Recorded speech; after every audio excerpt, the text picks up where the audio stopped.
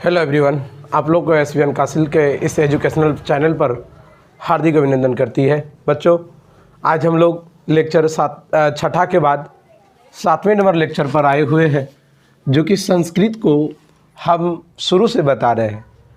मुझे पूरा विश्वास है कि आप लोग को अच्छे ढंग से सारे संस्कृत के छोटे छोटे कॉन्सेप्ट को समझ में आ जाना चाहिए, तभी जाकर के आपको पढ़ने में भी, ज़्यादातर समझने में भी हमको एक अच्छा दक्ष साबित हो पाएगा। बच्चों, आप लोग अगर इससे पहले वाली वीडियो को नहीं देखे हैं तो हमारे नीचे दिए गए डिस्क्रिप्शन में लिंक दिया गया है, आप ज़रूर हमारे इस वीडियो का पहले वाली वीडियो को देखेंगे, तभी आपको इसके आगे समझ में आएगा। इसका संस्कृत का एक ऐसा कड़ी होता है ना कि एक दूसरे के बिना ये दूसरा कड़ी अधूरा सा हो जाता है, इसलिए आपको इसको देखने से पहले इससे पहले वाली वीडियो को देखना पड़ेगा, तभी आपको ये वीडियो को समझ में आएगा। तो अगर आप नहीं देखे हैं तो जल्दी से जल्दी डिस्क्रिप्शन में जाइएगा और इससे पहले वाले लेक्चर को ज़रूर देखिएगा। बच्चों, चलते हैं हम लोग। उस दिन बात किए थे विवार के बारे में। विवार क्या होता है, श्वास क्या होता है और अघोष क्या होता है, इनके बारे में हम लोग बात किए थे थोड़ा सा। इसके बारे में आज हम पूरा डिटेल से समझेंगे और वर्ण विचार के सारे डाटा को आज क्लियर करके हम लोग अगले जो लेक्चर होंगे उसके अगले लेक्चर में हम लोग सीखने वाले हैं संधि को। किसको? संधि को सीखने वाले हैं। लेकिन आज का ये जो लेक्चर है वो हम लोग का लेक्चर होगा जिसमें कि विवार होंगे, श्वास होंगे, अघोष होंगे। इस प्रकार के सारे छोटे छोटे कॉन्सेप्ट को सीखने के बाद आपको ज़्यादातर समझ में आएगा। तो चलते हैं बच्चों, बिना लेट किए हुए हम लोग इस चीज़ को सीखेंगे, विवार क्या होता है, श्वास क्या होता है और अघोष क्या होता है। इस चीज़ को सीखने के बाद हम लोग जानेंगे। चलिए मैं बात करता हूँ सबसे पहले अघोष वर्णों का। सुनने में तो अजीब लगता है, लेकिन जब जान जाइएगा तो पूरा आसान ही है। अघोष क्या होता है, देखिए मैंने जो लिखा है कि वर्ग के प्रथम और द्वितीय। अब कौन सा वर्ग और कौन सा प्रथम और कौन सा द्वितीय, ये की बात आती है तो मैं आपको बता देता हूँ। इससे पहले मैं आपको बताया था को वर्ग होता है, चो वर्ग होता है, टो वर्ग होता है, तो वर्ग होता है। क्या आपको नहीं बताया गया है? तो आप कंफ्यूज नहीं होइए, ठीक है। तो आप यहाँ कह रहा है वर्ग के प्रथम और द्वितीय। जैसे मैं कहूँगा कि को वर्ग, तो को वर्ग का क्या हुआ? प्रथम को है और दूसरा क्या है? खो है।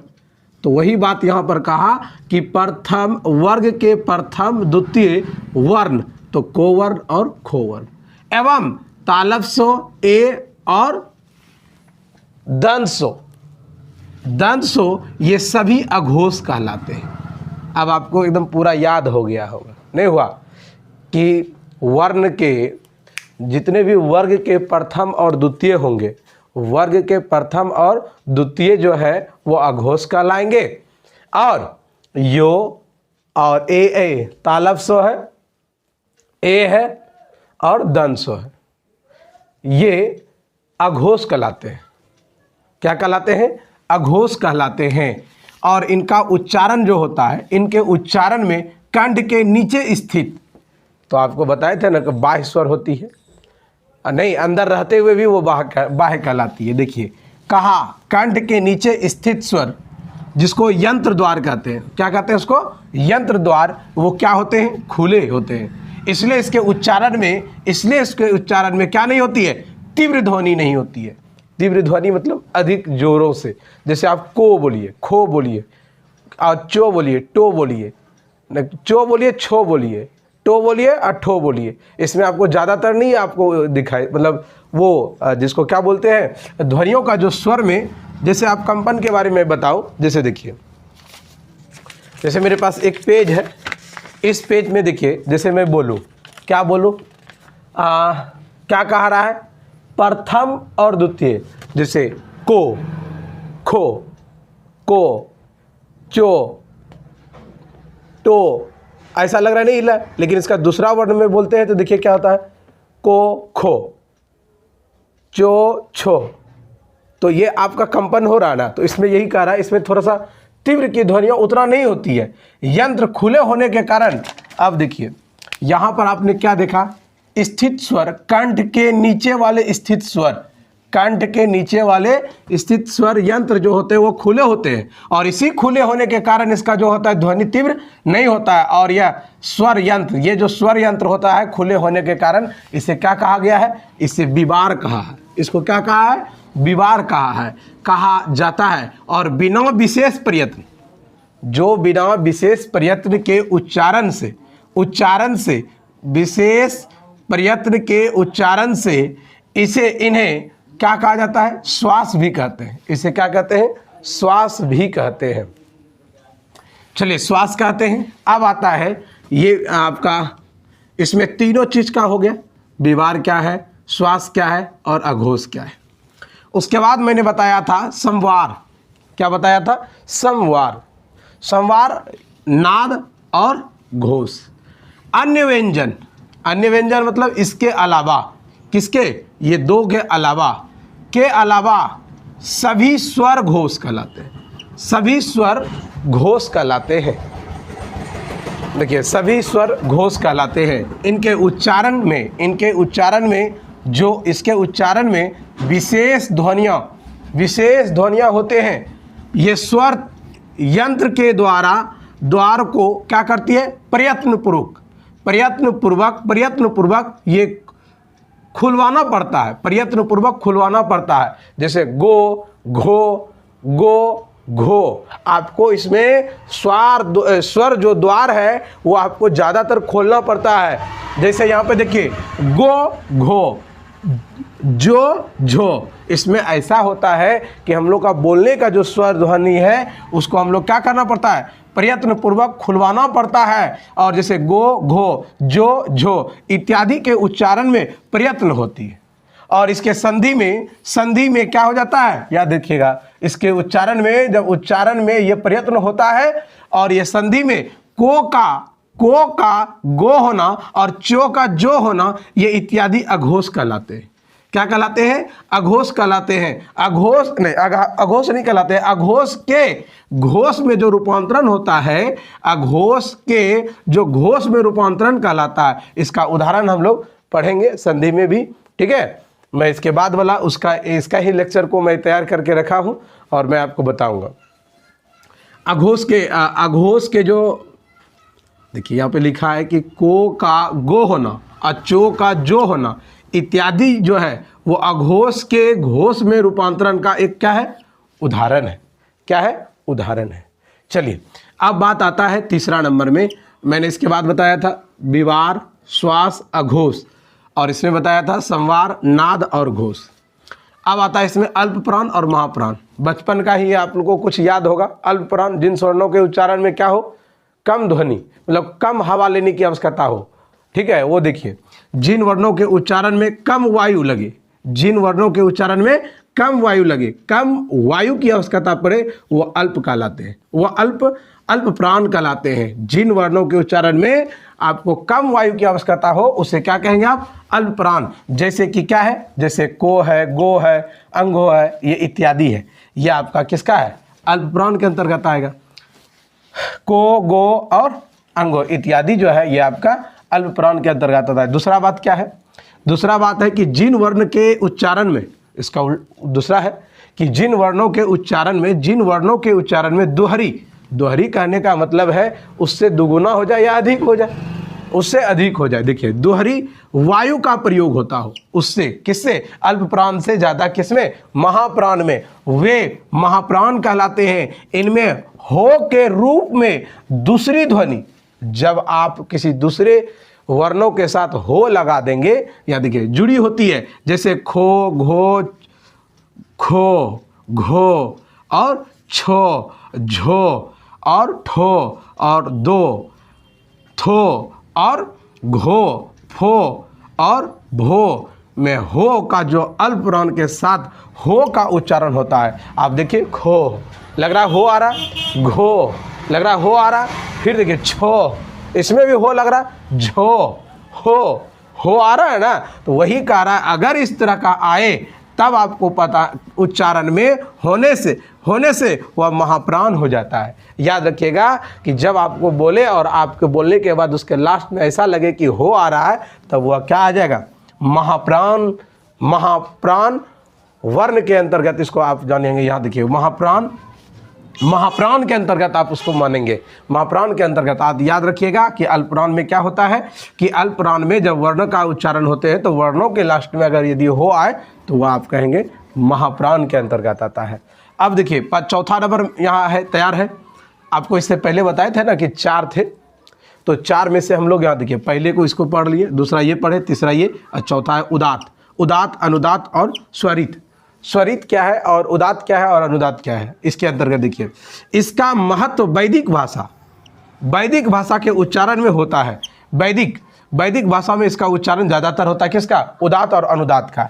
उच्चारण का स्थान में उत्तम स्थान पर जीह को रख कर उदात्त का और निम्न स्थान में अनुदात्त का और मध्य स्थान में वह स्वरित का उच्चारण होता है। अब देखिए जो महत्तम स्थान होगा वह उदात्त होगी और जो कि निम्न स्थान होगा उसे अनुदात्त कहेंगे और जो बीच वाली में होगा उसे स्वरित कहेंगे।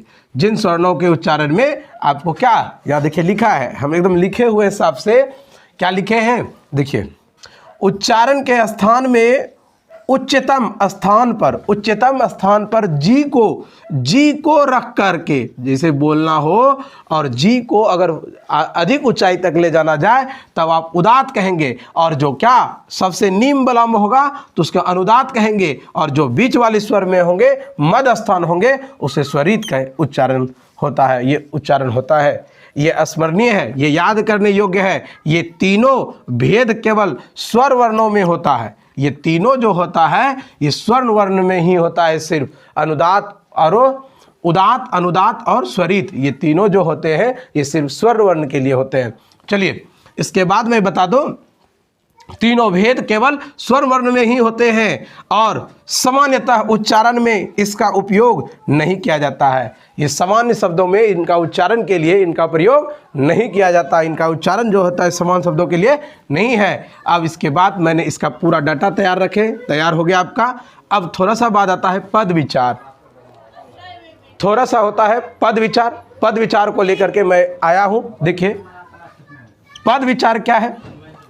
पद विचार में क्या है कि वर्णों के योग से जो अर्थबोधक, देखिए पद विचार के अंतर्गत क्या है कि वर्णों के योग से जो अर्थबोधक इकाई बनती है, अर्थबोधक इकाई अर्थात जब पदों को योग किया जाता है तब इनके योगों से जो शब्द बनते हैं उसे आप अर्थ के नाम से जानेंगे। देखिए के इकाई बनती है उस शब्द कहते हैं, उसे आप शब्द कहते हैं। अर्थात शब्द बहुत व्यापक अर्थ आता है। व्यापक अर्थ मतलब विस्तृत, फैलाव। देखिए व्यापक अर्थ आता है यह तब तक ही अनार्थ ध्वनियों को भी शब्द कहते हैं। अनार्थक मतलब जिन शब्दों का कोई अर्थ ना हो, इसलिए मैं यहाँ लिखा हूँ यहाँ तक कि आपको यह भी याद रखना है कि जिन शब्दों का अर्थ नहीं हो रहा अर्थात उनको भी बोलने में तो ध्वनि उत्पन्न हो रहा है ना।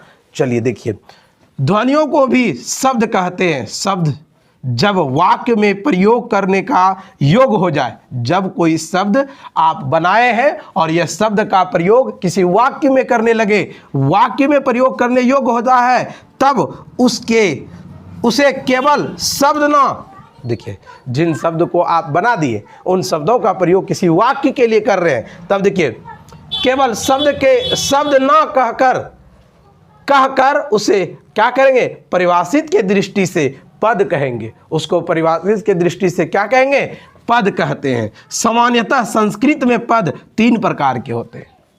संस्कृत में जो होते हैं पद वो सामान्यतः कितने होते हैं, 3 प्रकार के होते हैं पद। देखिए सामान्यतः संस्कृत में जो पद होते हैं वो 3 प्रकार के होते हैं। पहला जो है सुबंत पद, पहला जो होता है सुबंत पद होते हैं।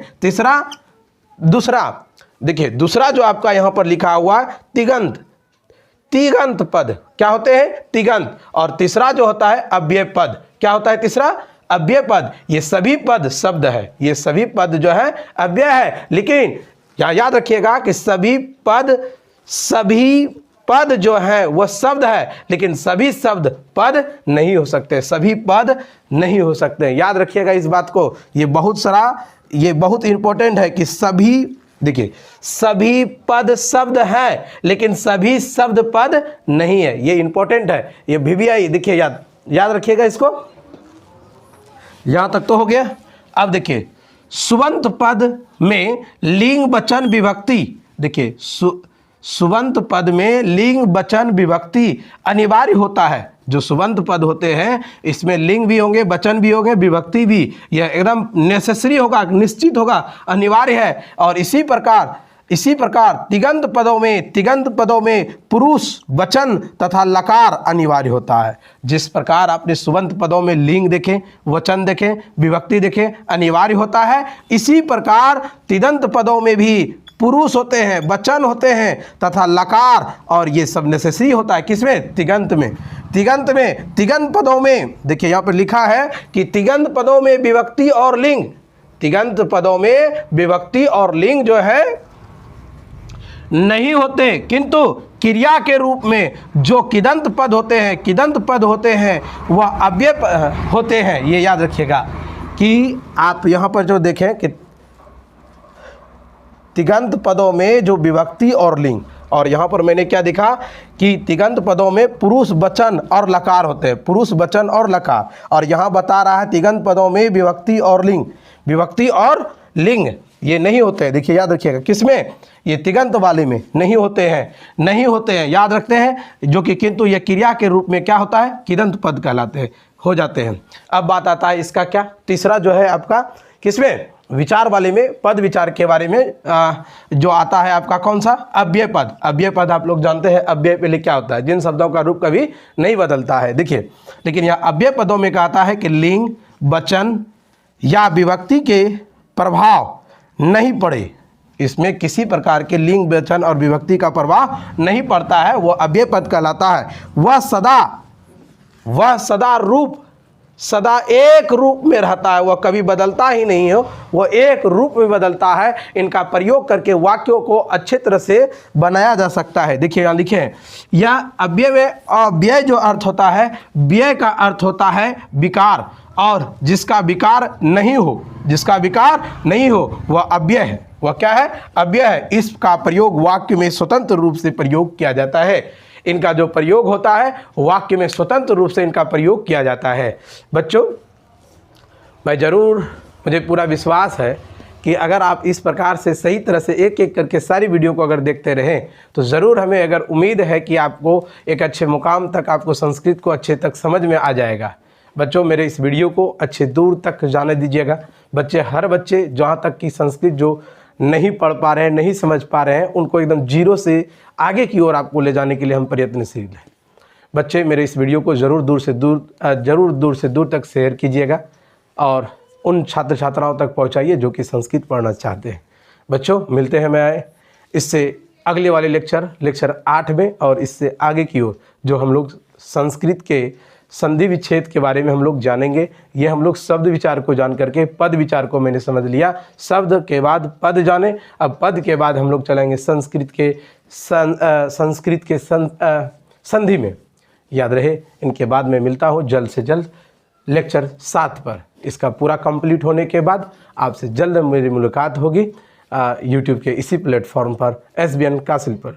जो छात्र छात्राएं अगर सब्सक्राइब नहीं किए हैं ज़रूर कर लें, जिससे कि आने वाली हर एक वीडियो आप तक पहुंच सके। धन्यवाद।